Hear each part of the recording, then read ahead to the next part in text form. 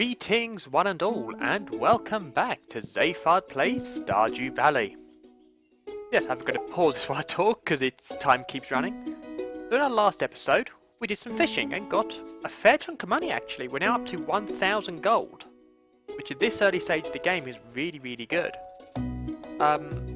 We also did a little bit of farming. As it was raining, we had a lot of energy. We've met most of the people. We just need to meet Caroline now, and we've completed the first quest. So today's plans. First, just going to check the telly. Living off the land. Welcome to Living Off the Land. We're back again with another tip for you all. Now listen up. This one's for you folks living in Stardew Valley. Check for spring onions southwest of town, where the river meets the ocean. You can sometimes find a whole bunch growing right out of the dirt. Fantastic. Yeah, yesterday was a useful day. I'm going to water the plants while I talk through the ideas for today, just to save on time. Now, the idea for today, I'm going to meet Caroline, try and go and say hi to Caroline, who is Pierre's wife, just so that I can complete the first quest. I'm then going to buy 25 of whatever plant I can get my hands on, as I said in the last episode. The idea being to create a second patch of vegetables. Ooh, here we go. All done. To start trying to make some decent money off of. Now, this will attract crows, which is a problem, as at the moment, I can't forge anything to get rid of them. Excuse me. Okay, so just filled that up. We've got plenty of time in the day, so let's go and get my pickaxe and just get a bit more space cleared out. There it is. And I'll get the daffodil with me in case I bump into anyone. But always good to have a present of some sort for whoever you run into. One of the lovely things this game does is as you get more friendly with people, you'll see cutscenes and you learn more about them. And they are pretty fun, for the most part. Sometimes with branching ideas, or at least seem to have branching ideas. I'm very likely to have some which I did one way in the first run through, that I will play differently this time through, just to see the differences, and to let you guys know, is there a difference? Okay, half past 8 now. It would be half 8 by the time I finish talking. I'll make a move over to Pierre's, see what I can find. Now later on in the game, as I get more money, I will start going exclusively to Joja Mart, and definitely paying attention to the cost of Joja Mart. Oh, I know what's gonna happen. I understand now. So something has just clicked. In my run through, Joja Mart, my other run through, Joja Mart is cheaper than Pierre's. But of course, there is an event that happens later on in, I think it's this season, I'm not 100% sure on that, but happens later on. Where Joja Mart basically tries to put Pierre out of business. We'll see that coming up soon. Or soonish. As I play through this more, the second run through, there's stuff you pick up on you do not know the first time around you play. The detail that's got into this game, just the minute detail, is fantastic. I am really impressed with this actually. And the second run through, I'm actually even more impressed than I was the first time around. Okay, first off, let's see if I can say hello to Caroline. Okay, there's Abby up there. There's a shrine, Yoba, and Caroline, who I don't think I've said hi to yet. Ah, hello, you must be Zayfard, the new farmer. I'm Caroline. Excellent. How to win friends. Oh, give a gift to someone. Okay, well, as you're standing there. Oh, goodness, are you sure? Excellent. Done how to win friends and got 100 gold. This is nice. These sort of journal and quests are a nice little tutorial in some areas. It's interesting to see what they do tutorial for and what they don't. Okay, let's see what we can get. Parsnip seeds. I think it may need to be parsnip seeds, because what? Yeah, there's no way I can get enough though of cauliflowers. That's over 1,000. That's well over 1,000. So yes, only parsnip seeds I can make enough of. Which is a shame, there's only parsnips, but that's fine. We've now got 25 parsnips. Do I want to go for 6 by 5? Now let's keep to 5 by 5. 25 for now, we'll be fine. You know, it's a good starting point. And this is going to give me an awful lot of veg. And I've still got 600, so I still, at this point in the game, have turned a profit already. That's really good. You know, already being in positive money. Okay, so that should be 5, 1, 2. I didn't want that one. That's one thing I'm pretty bad at doing. My aim in this game is dreadful. Annoying when farming.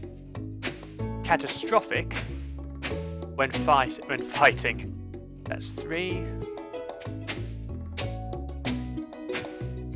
4.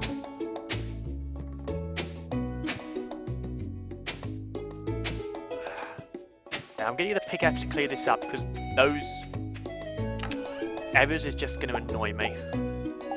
That's the weird thing, that you can get the grass back with a pickaxe.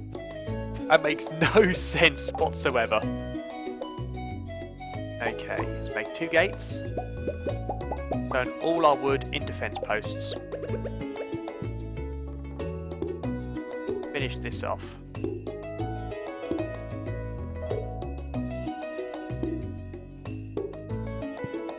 Excellent, so that's the first one cordoned off. Next, get the watering done. Yeah, one of the things you can get later in the game that in the early stages I didn't think I'd ever want to use, but actually as you get later in, it really is vital to be able to do everything you want to do. You can get various sprinklers. Oh wow, we're about to see what happens when you get exhausted. Right, let's get all these parsnips in. Yeah, the amount of effort it takes to do stuff in this game is fantastic. Everything I do with this game is just so much fun. Okay, let's see. Can I go around and make anything? No. Okay! That's a shame. I've actually run out of things I can do today already. Actually, no. Let's go get the geodes unlocked. That will be useful. That will be very useful.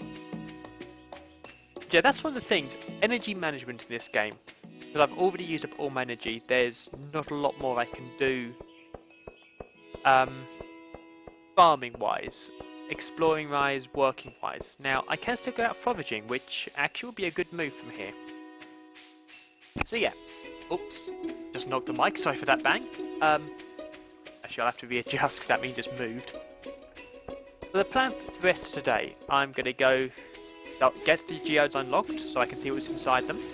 So each of these geodes, I love that this moves to the logical place. Each of these geodes will have something inside them. We have to go here to Gus to open them. Full cost for each one. And the lowest level geodes give you the poorer quality stuff. That. Mudstone. Ooh, can give that to Gunther. Excellent. And a bit of copper. Okay. Yeah, I can now donate stuff to the museum. First one's the Mudstone. And this will get me rewards. Now, these are all... Oh. Hello, Gunther. Abysmal. Not a single piece in the entire collection. You say that, but I'm about to change that for you.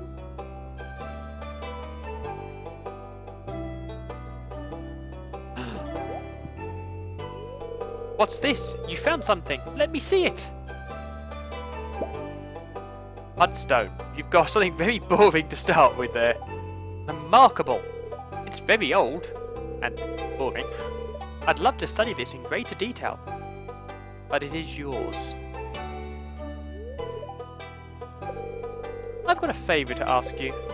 Would you consider donating any new artifacts or minerals that you find? We could make a groundbreaking discovery together. Oh, and who knows? If you keep donating, I might come across some interesting items to send your way. There is no maybe, he does eventually. Think about it, will you? If you decide to donate, just bring the objects to the front desk. Yes, what this one will do, you will get objects, you will get items as you donate certain amounts to Gunther. And they are completely cosmetic. They're just to look good around the house. I do wonder what's going to happen later in the game. That's a bit of a bug. Yeah, that's unfortunate. If you move your cursor, this will move up and you will not be able to place stuff down here. Okay, that's the first one done. Archaeology, and we get 250 gold for that. That's fantastic. So I'm back up to 780. Okay. Oh. The clouds look great this time of year, don't they? They do, Sam. Like scoops of vanilla ice cream floating on blue raspberry sauce. Or maybe I'm just hungry. You do sound rather hungry there, Sam. I also like the fact that obviously raspberries are not blue. But every flavour of raspberry, every time you see one of these artificial ones like slush puppies and stuff, they're always blue colour. Why is raspberry always blue? It makes no sense. It's brilliant that they do these little nods in the game. Yeah, the guy behind this has done a fantastic job. I mean, let's be fair, I love playing this game to the extent now I'm playing 2 games at once. I generally am. I'm not finishing, just because I'm running this one, I haven't stopped running my own game. You know, the one I've sort of started doing in private. And yeah, it's just lovely. You know, the amount of effort that's been put into this game. This is what PC gaming is about to my mind. Just the unusual you can do. This is basically a loving and charming takeoff of the Harvest Moon series. You know, that is what the developers set out to do. You know, a new version of Harvest Moon. But he's done some changes to make it his own take on the game. And he's done a great job. Okay, let's go out foraging. It's just the joy of what you can do with the PC gaming and the indie scene nowadays. This time the game can come along and be a massive hit. And there's just so much to find, so much to dig into. You know, you'd never seen a major... You'd never see one of the big studios make something like this. You know, they'd try and make it too realistic. They wouldn't do these wonderful, wonderful graphics. You know, yes, they're old school, but that's their charm. You just wouldn't see that, and I love that with this game. Okay, so he said southwest by the river meets the coast. There can be spring onions. So, if memory serves correct, and I've understood what he's saying, this is the river. Sea's down here somewhere. So it's got to be around here that we can find spring onions occasionally. Not always. Ah, there we go. Lots of spring onions. That'll be good for selling today. Get a bit of cash flow. Ah, that lovely sewer.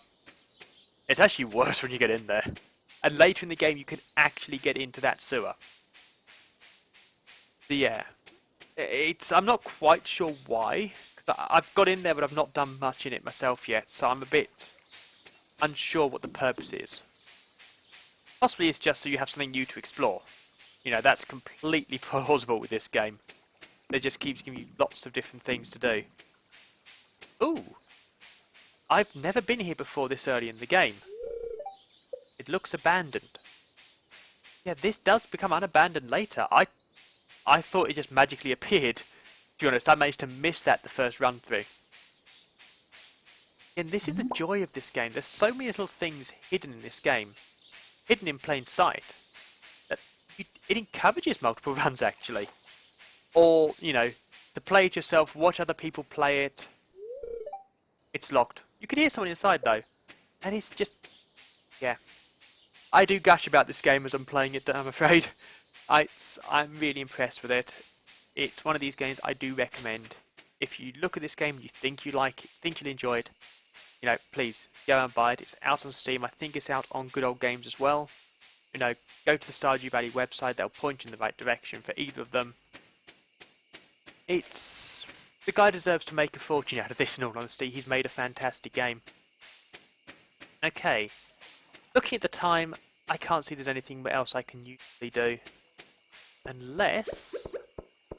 No, dandelions to someone, they're not going to like that as a present.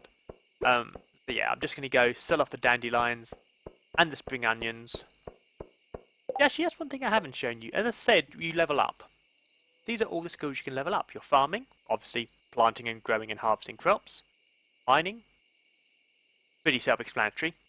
Foraging, which is going and collecting stuff from the bush. Now, I'm not quite sure how it decides when to level you up, but it does.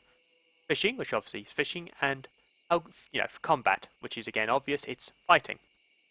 And at each of these points where the larger lines are, for each of these dots is a level, you have a choice to make to specialize in a certain direction, which really is nice. So it means you vary the gameplay every time you play. It is always something new. There are several choices throughout the game where they are, you choose one, you lose the option for the second. I'll try not to spoil those ones, actually. I may find myself failing at some point. I say this is definitely not a blind let's play. This is I've been playing almost 70 hours, and I'm a little bit obsessed with the game. Let's play. Okay, let's get the watering can ready. So, plans for tomorrow. Water everything. Which as plans go is a pretty good one. Then I think more fishing and foraging. What's the weather going to be like tomorrow? Welcome to Kozu 5, your #1 source for weather, news and entertainment. And now the weather forecast for tomorrow. Partially cloudy with a light breeze. Expect lots of pollen. That's pretty cool. They have different weather, and you'll see that changing in how the game runs. In different graphics, different things happening. So, how have we done today? Well, 88 for the spring onions. That's not too bad for something we found lying around the ground. So 128 more. That's not too bad. However, I'm afraid I'm now out of time for today. I do hope you've enjoyed today's episode. The farm's starting to come along. We've got 2 patches of vegetables. We've got 50 odd vegetables out there growing, ready to go. We've also been doing a little bit of foraging, and we've now met everyone and done a bunch of the first quests. As I said, plans for tomorrow will be obviously watering everything. Then, I think some more fishing. Try and get that fishing level up, see how that runs, and I'll keep swinging past the community centre to see if there is a cinematic that plays there. I'm just interested to see what happens with Joja Mart at that point. But that is for the next episode. So again, I hope you've enjoyed today's. If you have, please leave a likes, shares, comments, all that stuff really does help the channel, but also tells me that this is a series you're enjoying and want to see more of. Again, I hope to see you tomorrow. At this stage, I'm thinking I will try and bring them out, daily. We'll see how that goes. This is going to be my secondary series for now, unless it proves more popular than Galasiv. Yes, I hope you'll join me tomorrow night. But until then, farewell.